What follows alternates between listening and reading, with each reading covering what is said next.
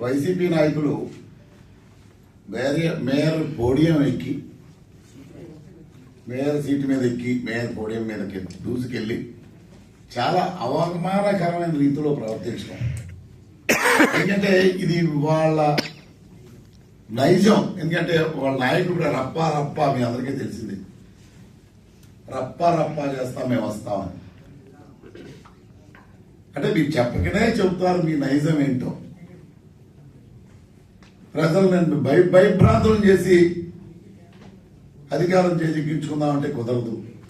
రౌడీజంగా ఒక పద్ధతి లేకుండా కౌన్సిల్లో వ్యవహరించాల్సిన తీరు కూడా మీకు తెలవదంటే చాలా సిగ్గుపడుతున్నాం మీలాంటి వాళ్ళని. దీనికి ప్రతిగా ఒక్కటే చెబుతున్నాం, ఖచ్చితంగా మాకు అంతకంటే ఎక్కువ దమ్ముంది, మేము చేయగలం, కానీ మేము మీలా ప్రవర్తించం. అది మా ఉందాతనం. ప్రజలందరూ గమనిస్తా ఉన్నారు, దీనికి పర్యవసానం అనుభవిస్తారు. వచ్చే కౌన్సిల్లో మీ ఒక్క సభ్యుడు కూడా గెలవరు ఇలా మీరు ప్రవర్తిస్తే. టేక్ కేర్, గుర్తుపెట్టుకోండి అని హెచ్చరిస్తా ఉన్నాం. దీనికి కంటిన్యూటీ ఇప్పుడు ఈ రగడంతా చూస్తుంటే ఇది నిజంగా గీతానికి సంబంధించి ఒక భూమి అంశంగా ఉందా? వైజాగ్ పాలిటిక్స్ లో దీన్ని టార్గెట్ చేస్తున్నారా గీతాన్ని అనిపిస్తోంది. నేను ఇందాక చెప్పాను మీకు, యాక్చువల్ గా అంటే ఒక మచ్చలేని వ్యక్తి మీద ఏదో రకంగా బురద చల్లాలి.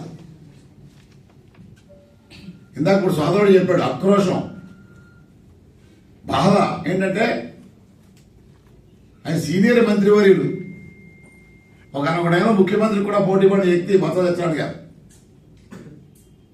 అలాంటి వ్యక్తి భార్య ఎక్స్ఎంపీ అయినట్టు ఆవిడ ఇక్కడ పోటీ చేస్తే అత్యంత దారుణంగా అవమానకరమైన రీతిలో ఓడిపోయారు. నాకు తెలిసి రాష్ట్రంలోనే హైయెస్ట్ మెజార్టీ ఎక్కడ వచ్చిందంటే విశాఖపట్నం పార్లమెంట్ భరత్ గారికి.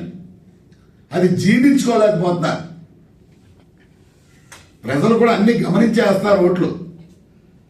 ఈ మచ్చలేని వ్యక్తి, ఎందుకంటే లాస్ట్ టైం చూసాం మనం ఒక ఎంపీని, రోజు ప్రాబ్లమే, రోజు ఏదో ఒక కాంట్రవర్సీయే.